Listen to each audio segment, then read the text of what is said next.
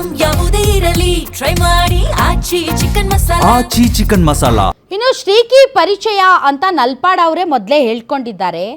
Raid ಆಗ್ತಾ ಇರೋದು ಆ ವಿಷಯಕ್ಕೋ ಅಥವಾ ಬೇರೆ ವಿಷಯಕ್ಕೋ ಗೊತ್ತಿಲ್ಲ. ಇಡಿ ಅವರೇ ಅದನ್ನು ಸ್ಪಷ್ಟಪಡಿಸಬೇಕು ಅಂತ ಸಚಿವ ಪ್ರಿಯಾಂಕ್ ಖರ್ಗೆ ಹೇಳಿದ್ದಾರೆ.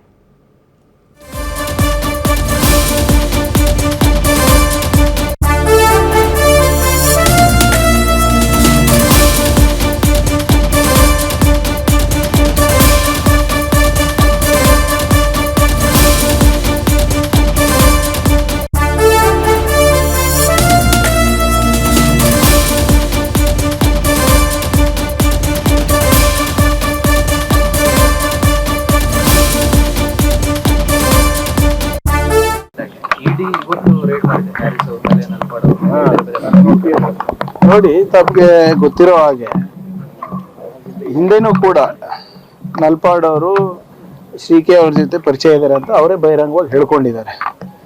ಏನೇ ಇದ್ರೂ ಕೂಡ ಟ್ರಾನ್ಸ್ಪರೆಂಟ್ ಆಗಿ ಅವ್ರದ್ದು ಇವ್ರದ್ದು ಫ್ರೆಂಡ್ಶಿಪ್ ಇತ್ತು ಅಂತಲೂ ಕೂಡ ಹೇಳಿದ್ರು.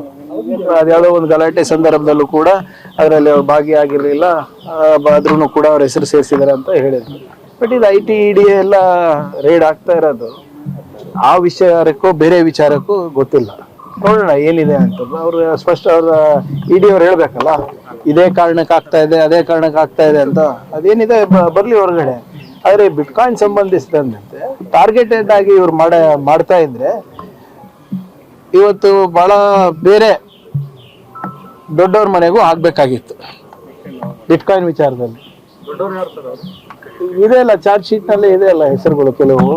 ಅವಾಗ ಯಾರ್ಯಾರು ಹೋಮ್ ಮಿನಿಸ್ಟರ್ ಇದ್ರು, ಯಾರ್ಯಾರು ಆಡಳಿತದಲ್ಲಿ ಇದ್ರು, ಏನೇನಾಯ್ತು ಎಲ್ಲ ಗೊತ್ತಿದೆ ಅಲ್ವಾ.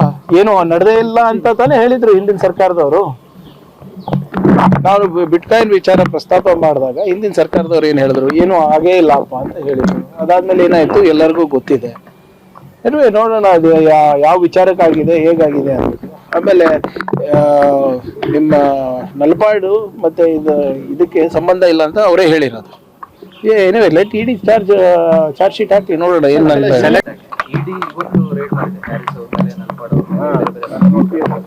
ನೋಡಿ, ತಮಗೆ ಗೊತ್ತಿರೋ ಹಾಗೆ ಹಿಂದೆನೂ ಕೂಡ ಈಗ ಚಾರ್ಜ್ ಶೀಟ್ನಲ್ಲಿ ಆಗ ಹೋಮ್ ಮಿನಿಸ್ಟರ್ ಆಗಿದ್ದವ್ರು ಯಾರು, ಅವ್ರ ಮಕ್ಕಳು ಯಾರು, ಆ ರಾಜಕಾರಣಿಗಳ ಮನೆಗಳ ಮೇಲೂ ಕೂಡ ರೇಡ್ ಮಾಡಬೇಕು ಅಂತ ಹೇಳ್ತಾ ಇದ್ದಾರೆ ಪ್ರಿಯಾಂಕ್ ಖರ್ಗೆ ಅವರು. ಡೈರೆಕ್ಟಾಗಿ ಹೇಳ್ಬಹುದಲ್ಲ ಚಾರ್ಜ್ ಶೀಟಲ್ಲಿ ಯಾರ ಹೆಸರಿದೆ, ಯಾವ BJP ನಾಯಕನ ಹೆಸರಿದೆ ಅಥವಾ ಮಕ್ಕಳ ಹೆಸರಿದೆ ಅಂತ. ಈ ಒಂದು ಪ್ರಕರಣ ಭೇದಿಸಿದಾಗ ಮತ್ತು ಯಾವ ಒಂದು ಕಾಲಘಟ್ಟದಲ್ಲಿ ಶ್ರೀಕಿ ಹ್ಯಾಕಿಂಗ್ ಸೇರಿದಂತೆ ಹಲವಾರು ಇರ್ರೆಗ್ಯುಲಾರಿಟೀಸ್ ನಡೆದಿದೆ. ಆಗ ಹೋಮ್ ಮಿನಿಸ್ಟರ್ ಆಗಿದ್ದವರು ಬಸವರಾಜ ಬೊಮ್ಮಾಯಿ ಅವರಪ್ಪ. ನೀವೇನು ಅವ್ರನ್ನ ಟಾರ್ಗೆಟ್ ಮಾಡ್ತಿದ್ದೀರಾ ಅಥವಾ ಯಾರನ್ನ ಟಾರ್ಗೆಟ್ ಮಾಡ್ತಾ ಇದ್ದೀರಾ ಪ್ರಿಯಾಂಕ್ ಖರ್ಗೆ ಅವರೇ? ಅದನ್ನು ಕ್ಲಿಯರ್ ಕಟ್ಟಾಗಿ ಹೇಳಬೇಕಲ್ಲ. ಸುಮ್ಮನೆ ಚಾರ್ಜ್ ಶೀಟಲ್ಲಿ ಇರುವಂಥ ದೊಡ್ಡವರು BJP ಲೀಡರ್ಸ್ ಮನೆ ಮೇಲೂ ಕೂಡ ರೇಡ್ ಮಾಡಬೇಕು, ಕೇವಲ ಕಾಂಗ್ರೆಸ್ ನಾಯಕರ ಮನೆ ಮೇಲೆ ಮಾತ್ರ ರೇಡ್ ಆಗಿದೆ ಅಂತ ಹೇಳೋ ಬದಲಿ ಡೈರೆಕ್ಟಾಗಿ ಹೆಸರು ಹೇಳಿದರೆ ಜನರಿಗೂ ಒಂದು ಸ್ವಲ್ಪ ಅರ್ಥ ಆಗುತ್ತಲ್ಲ ಈ ಒಂದು ಪ್ರಕರಣದ ಆಳ ಅಗಲ. ಅಥವಾ ನಿಜಕ್ಕೂ ED ಪಿಕ್ ಆ್ಯಂಡ್ ಚೂಸ್ ಮಾಡಿ ಕೇವಲ ಕಾಂಗ್ರೆಸ್ ನಾಯಕರನ್ನೇ ಟಾರ್ಗೆಟ್ ಮಾಡ್ತಾ ಇದೆಯಾ ಅಂತ ಸ್ಪಷ್ಟಪಡಿಸ್ಬೇಕಲ್ಲ. ಸುಮ್ಮನೆ ಅಡ್ಗೋಡೆ ಮೇಲೆ ದೀಪ ಇಟ್ಬಿಟ್ರೆ ಜನರಿಗೆ ಏನು ಅರ್ಥ ಆಗುತ್ತೆ? ಕಷ್ಟ ಆಗುತ್ತೆ.